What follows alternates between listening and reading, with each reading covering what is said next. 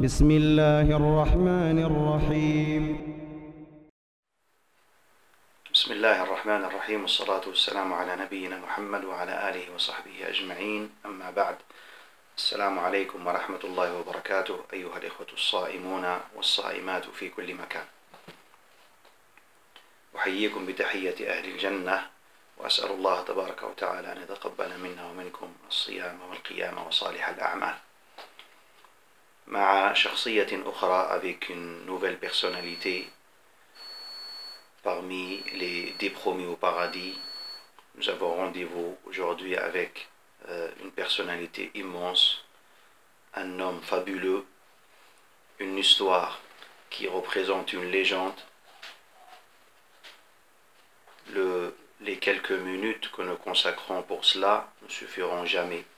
Mais comme on a dit pour Abu Bakr radiyallahu anhu, on essaye de éclairer quelques passages de leur vie rayonnante radiyallahu anhu. Il s'agit de Omar ibn al-Khattab radiyallahu ta'ala anhu, le deuxième calife de l'islam, l'homme sur lequel le prophète alayhi salatu salam a dit: parmi ma communauté il y a des gens inspirés, parmi eux Omar radiyallahu anhu, ou Omar en fait partie. Omar radiyallahu anhu, l'homme dur et rude, l'homme courageux, l'homme qui faisait peur à tout le monde,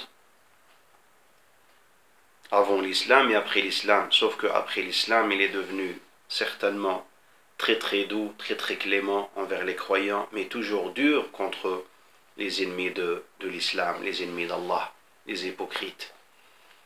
Omar radiyallahu anhu nous raconte l'histoire de sa conversion en islam. Il dit: je détestais Muhammad alayhi salatu wassalam, alors je voulais le tuer à tout prix. Je marchais dans les rues de la Mecque et j'ai rencontré un homme à qui je disais, ou qui m'a dit: qu'est-ce que tu cherches? Je lui ai donné ma raison.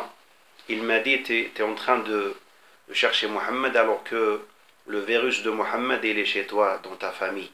J'ai pas compris sur place. Je lui ai dit: tu parles de quoi? Alors il m'a dit que l'islam il a pénétré chez moi, plus précisément sa sœur Fatima bint al-Khattab radiyallahu anha et son mari Saïd ibn Zayd qui se sont convertis à l'islam. Alors il s'empresse d'aller chez eux. Il était en colère, il toque fort dans la porte. Ils ont compris que c'est Omar, mais à ce moment-là il y avait Fatima, il y avait son mari, il y avait avec eux le sahabi Khabbab ibn al-Arat qui s'est converti avant eux et qui les enseignait le Coran. Alors lui il s'est caché immédiatement parce qu'ils ont peur de Omar. Khabbab s'est caché dans un coin dans la maison. Le mari allait certainement ouvrir la porte pour son gendre. À peine il ouvre la porte, il lui donne un coup, il le met par terre. Après il se dirige vers sa sœur et lui dit: qu'est-ce qui se passe au Fatima? J'ai entendu que en arabe on utilisait le terme quand quelqu'un se convertissait à l'islam, on disait sabat. Alors il lui dit, Omar radiyallahu anhu, à sa sœur, il lui dit: sabati, wayhaki sabati, c'est-à-dire t'as laissé la religion de tes ancêtres. Elle lui a dit, elle était courageuse parce qu'elle fait partie de la même famille, la famille de Khattab. C'est la sœur de Omar, c'est évident. Elle lui dit: lam asba wa innama aslamtu lillahi rabbil alamin. Elle lui a dit: dis plutôt je me suis soumis à Allah, Seigneur de l'univers. Alors il lui donne une gifle jusqu'à qu'elle saigne. Il le fait tomber. Il voit à côté d'elle un feuillet, sahifa. Il y avait le Coran. Il a voulu la prendre, elle l'a pris dans ses mains. Fatima radiyallahu anha, elle lui a dit: je ne peux pas te donner ça, tu n'as pas le droit de toucher ça, car tu es impur, tu dois te laver. Il a insisté, Omar radiyallahu anhu. Elle a insisté à refuser. Elle a dit: hors de question. Alors qu'est-ce qu'il a fait? Il a posé un peu, après il est parti se laver, il est revenu. Subhanallah, c'est comme c'était le commencement de la bonne voie, d'une nouvelle vie. Allah a voulu le bien à Omar radiyallahu anhu. Alors il revient, il prend le feuillet, il lit: Bismillahir Rahmanir Rahim, Yusabbihu lillahi ma fis samawati wal ard, wa huwa al-azizul hakim. Tout ce qu'il y a sur les cieux et la terre glorifie Allah, le Tout-Puissant, le Sage. Il dit, Omar radiyallahu anhu, j'ai eu des frissons. j'ai eu des frissons immédiatement. Après je leur ai dit, montrez-moi Muhammad, il est où? À ce moment-là, le sahabi qui était dans la maison, Khabbab radiyallahu anhu, hein, il se montre et lui dit, moi je vais te ramener chez Muhammad alayhi salatu wassalam, car à l'époque, Rasul sallam se cachait avec les sahaba pour leur enseigner le Coran dans la maison de Al-Arqam ibn Abil Arqam radiyallahu anhu. Et il lui fait une bonne annonce, au sahaba, il lui dit, écoute Omar, j'ai envie de te dire une bonne chose, c'est qu'il y a quelques jours, le prophète alayhi salatu wassalam a fait une invocation. Il a dit dans son invocation, ô Allah, honore l'islam avec un des deux Omar, Amr ibn Hisham ou Omar ibn al-Khattab. Et Amr ibn Hisham, c'est Abu Jahl en fait. Il s'appelait Amr ibn Hisham, après le prophète alayhi salam, il l'a appelé Abu Jahl. Parce qu'en fait, il est considéré comme le sage à Mecca, mais en fait, ce n'était pas un sage. La preuve, il a renié l'islam. Alors, cette invocation, elle a été du côté de qui? De Sayyidina Omar radiyallahu anhu. Alors, il va voir le prophète alayhi salatu wassalam, il arrive, il toque. Quand il toque, il dit Ana Omar. Ah, tous ceux qui étaient à l'intérieur, ils avaient peur. Ça, c'est Omar. Il est venu, certainement. Il est venu, il a quelque chose derrière la tête. Alors, on dit que Hamza radiyallahu anhu était présent. Alors, il a dit au prophète alayhi salam, Hamza, il était fort. Il avait peur de personne. Il a dit, écoutez, moi, je vais ouvrir la porte. S'il veut un bien, tant mieux. S'il veut un mal, c'est moi qui va s'en occuper. Vous savez quoi, Sayyidina Rasulullah alayhi salam, qui était encore plus courageux que Hamza, c'est l'homme le plus courageux sur terre. Il lui dit, non, laisse-le rentrer, c'est moi qui va s'en occuper. À peine Omar y rentre, Omar l'homme fort, l'homme dur, l'homme rude, l'homme immense, même, il était immense, même au niveau physique, il était immense, Omar radiyallahu anhu. Il rentre, le prophète alayhi salam, il le prend, hein, par sa chemise, par sa jellaba, comme ça il le tire vers lui, subhanallah. Il n'a pas bougé. Il l'a tiré, il lui a dit, Ya Omar, ama ana laka an tuslim, ô Omar, n'est pas vrai, il n'est pas venu le temps pour que tu te convertisses à l'islam, sinon il y a un malheur qui va tomber sur toi. Vous savez, Omar, il regarde le prophète alayhi salam, il me dit, Ya Rasulallah, ashhadu an la ilaha illallah, wa annaka Rasulullah. Tous ceux qui étaient présents ont dit Allahu Akbar. La proclamation de la grandeur d'Allah, quand il y a une bonne nouvelle comme ça. Et quelle bonne nouvelle? C'est la conversion de Omar. La conversion de Omar, c'est-à-dire l'islam a été honoré par Omar. Les Sahaba disaient quand Omar s'est converti à l'islam, Kunna adilla wa la zilna a'izza mundu an aslama Omar. Ils disaient, Sahaba radiyallahu anhum, on était faibles. Et quand Omar s'est converti à l'islam, on s'est senti puissant. Oui, vraiment, ils se sont sentis puissants. Omar radiyallahu anhu n'a pas caché son islam. Il est sorti immédiatement. Il a cherché l'homme qui propage, l'homme qui fait propager les infos. Comme aujourd'hui, nous, on a des chaînes, hein, des news. L'homme qui publie, hein, les nouvelles. On lui a dit, va voir tel. Il s'appelait Jamil ibn Ma'mar. Il a été le voir, il lui a dit, écoute, tu vas propager que je me suis converti à l'islam. L'homme, c'est un mécréant, lui a dit, Wayhak, malheur à toi, qu'est-ce que tu fais? Il lui a dit, Wayhaka ant, aslamtu lillah. Il lui a dit, malheur à toi, pas à moi. Tu dois dire aux gens. Alors l'homme, il écoute, il va, il dit, Aslama Omar, il propage, il publie dans la Mecque que Omar s'est converti. Est-ce que quelqu'un parmi les mécréants est venu le chercher pour lui dire pourquoi ou non? Ils ont tous peur de lui. Allahu Akbar. C'est ça la puissance, c'est ça l'izza. Il a été voir Abu Jahl, Omar radiyallahu anhu, il a été chez lui. Et quand il est sorti, il lui a dit, écoute Abu Jahl, je me suis converti à l'islam. Abu Jahl, qui était même lui, c'était quelqu'un de fort, c'était quelqu'un qui ne se laissait pas faire. Il n'a pas dit un seul mot à Omar. Il a rentré la porte, il est rentré chez lui, il a claqué la porte. Et oui, Omar radiyallahu anhu, c'était une fierté. Omar radiyallahu anhu, quand il a voulu faire l'immigration, il ne s'est pas caché. Il a été voir les tyrans, les grands sanadid Quraysh, les grands, les responsables. Ils étaient assis autour de la Kaaba, il leur a dit, écoutez, je vais faire l'immigration à Médine. Celui qui veut que sa mère le perde, qu'il me suive. Celui qui veut que ses enfants deviennent orphelins, qu'il me suive. Allahu Akbar, quelle fierté. Et oui, Omar radiallahu anhu, il fait l'immigration. Il n'y a personne qui l'a suivi, radiallahu anhu. Il arrive à Médine, Omar radiallahu anhu.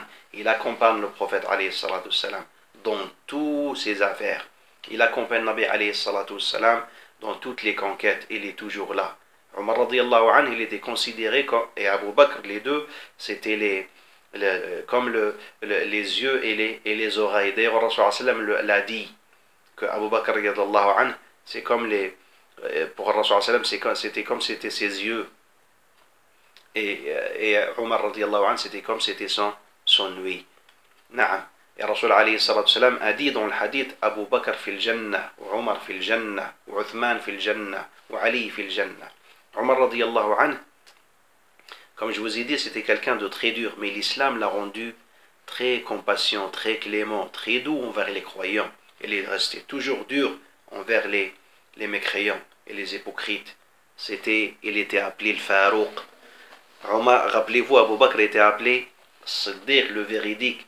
Omar était appelé le Farouq. Vous savez c'est quoi le Farouq? C'est celui qui distingue le bon, le faux du vrai.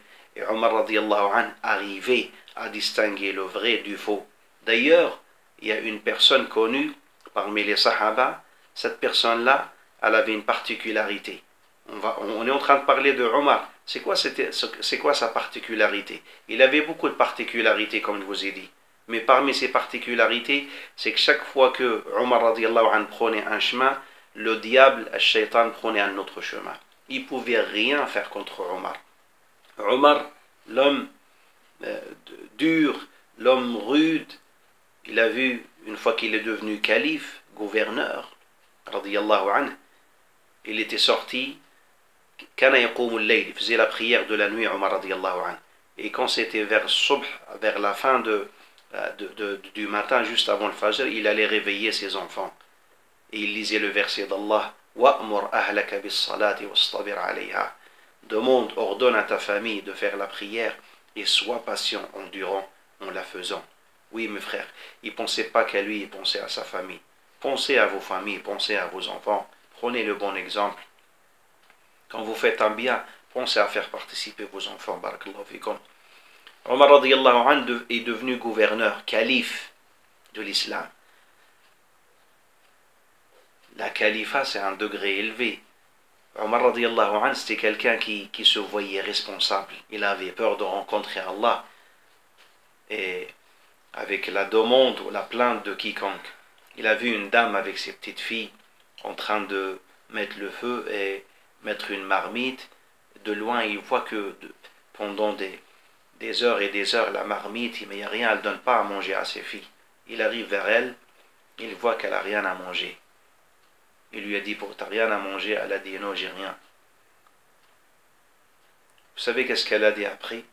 Elle a dit, quand je serai ressuscité après la mort, je demanderai à Allah pour qu'il demande des comptes à Omar. Subhanallah, ça l'a touché. Elle ne savait pas que c'était Omar la dame. Il lui a dit, mais Omar, qu'est-ce qu'il en sait que tu es dans cette situation? Vous savez qu'est-ce qu'elle lui a dit? Elle lui a dit, s'il est devenu, il a accepté d'être gouverneur, il doit s'occuper de tout le monde. Ça l'a touché, il a pleuré. Il est parti dans la maison, on appelle ça Dar al-Mal, la caisse de l'État. Il a pris un sac de semoule et il a dit à son compagnon, son roulam qui s'appelait Aslam, il lui a dit, mets ça sur mon dos. Aslam, il a dit, non, ya Amir al-Mu'minin, c'est moi qui le porte. Tu as dit, tu porteras pas mes péchés yawm al-Qiyamah. Dans ce cas-là, mets-le sur mon dos. Il a donné le sac à la dame, il l'a aidé pour préparer à manger. Après, il s'est écarté, il s'est mis loin pour qu'elle ne le voie pas. Et il est resté en train de regarder, en train d'observer. Son compagnon lui a dit, c'est bon, tu lui as donné à manger, on part. Il lui a dit non, jusqu'à qu'elle donne à manger à ses filles, et il dort. Allahu Akbar. Ça, c'est les gens qui savent que la responsabilité, c'est lourd. Ça, c'est les gens qui savent que Allah va leur demander des comptes yawm al-Qiyamah sur leurs responsabilités. D'ailleurs, on disait que Omar radiallahu anhu disait, si un mulet perd sa route ou rate sa route ou une monture tombe en chemin, j'ai peur si Allah me dira yawm al-Qiyamah, pourquoi tu n'as pas tassé la route pour que la monture ne tombe pas. Ce n'est pas les êtres humains, les montures. Mais quelle justice. Omar al-Farouq al-Adl. Omar, avec sa justice, il a régné sur les trois quarts de la terre à l'époque. Omar, avec sa justice, il a fait incliner les plus grandes forces mondiales de l'époque, les Byzantins et les Perses. Et quand on a ramené les butins et on les a posés dans la mosquée du prophète, on a dit, Ya Amir al-Mu'minin, voilà le butin. C'était énorme, l'or, tout ce que vous voulez. La dunya en face. On lui a dit, on va mettre ça dans la caisse. Il a dit, non, il n'y a rien qui rentre dans la caisse. Avant l'arrivée du matin, je dois distribuer tout ça sur les pauvres. Allahu Akbar. Et après, il a pleuré. Il a dit, malheureusement, c'est ça qui va nous faire perdre. C'est ça qui peut nous faire perdre. C'est le dunya quand elle s'ouvre pour nous. Et oui, il a dit vrai, Omar radiallahu anhu. Quand la vie d'ici-bas s'ouvre pour nous, ça nous fait perdre beaucoup de choses. Et peut-être même qu'Allah nous protège, ça nous fait perdre le Yawm al-Qiyamah. Ça nous fait perdre le Jannah, malheureusement. Omar radiallahu anhu, c'est une légende. Quelques mots ne peuvent pas lui donner son dû, son droit sur nous. Omar radiallahu anhu,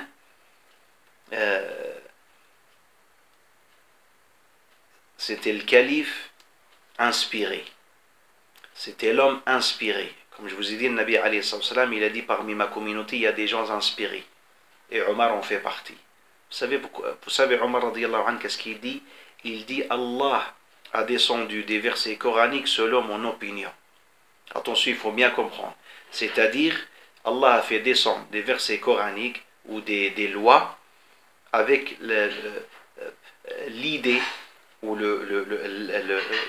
quand je dis l'accord, avec l'idée ou la pensée d'Omar. Omar donnait son avis, Rasul sallam posait la question, Omar radiyallahu anhu donnait son avis, Abu Bakr donnait son avis, certains sahabis donnaient leurs avis, et Allah faisait descendre le jugement selon l'avis de Omar.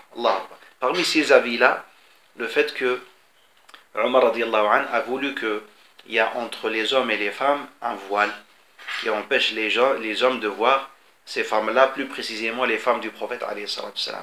Et Allah a fait descendre le verset du hijab. Subhanallah. Omar radiyallahu anhu, c'est quelqu'un qui ne voulait pas que les gens rentraient les uns chez les autres sans permission, surtout les esclaves. Les esclaves, c'est comme par exemple nous, nos propres enfants, ils rentrent dans nos chambres et tout ça sans demander la permission. Ça, c'est pas quelque chose c'est pas bien. C'est pas de la bonne éducation. Alors il a été se plaindre auprès de Nabi alayhi salatu salam. Allah a fait descendre un verset pour que dorénavant les gens, les esclaves, les enfants et tout ça doivent demander l'autorisation de rentrer dans les chambres privées à certains moments de la journée. Voilà, il était inspiré Omar radiyallahu anhu. Et quand il allait mourir, cet homme, vous savez, cet homme qui possédait les trois quarts de la terre, c'était lui le gouverneur. Il n'avait rien pour lui. Son ventre, il était vide. Il avait tellement faim que son ventre gargouillait. Vous savez qu'est-ce qu'il disait? Il parlait à son ventre en disant, tu ne mangeras pas tant que les musulmans n'ont pas mangé. Allahu Akbar. Quelle justice. Mais quel grand homme. Omar radiyallahu anhu, ayyuha al-ikhwa,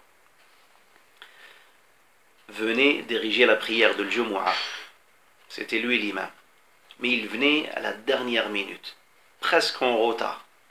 Les gens se posaient la question, pourquoi Omar vient toujours comme ça, en retard, en courant? Vous savez pourquoi? On a posé la question à son fils Abdullah, il a dit en fait mon père il possède une seule djellaba. Alors il est obligé le jour du vendredi, comme il faut être beau et propre, de la laver le même jour et attendre qu'elle sèche. Rahimallahu Omar, radiyallahu an Omar, qu'Allah agrée Omar, qu'Allah fasse miséricorde à Omar. Et cette djellaba, cette unique djellaba, elle avait plus de 14 trous cousus. Il disait Sahaba. Et oui, ça c'est l'homme qui a possédé la Perse et Rome. Mais en fait, il avait un grand cœur. Il n'avait rien dans le cœur de ce bas monde. Il avait uniquement un cœur rempli de foi. Comment Omar est devenu comme ça? C'est par l'islam. C'est l'islam qui a fait ces miracles. C'est l'islam qui a fait de ces gens-là des hommes, des grands hommes. Des hommes, des grands hommes que nous devons suivre.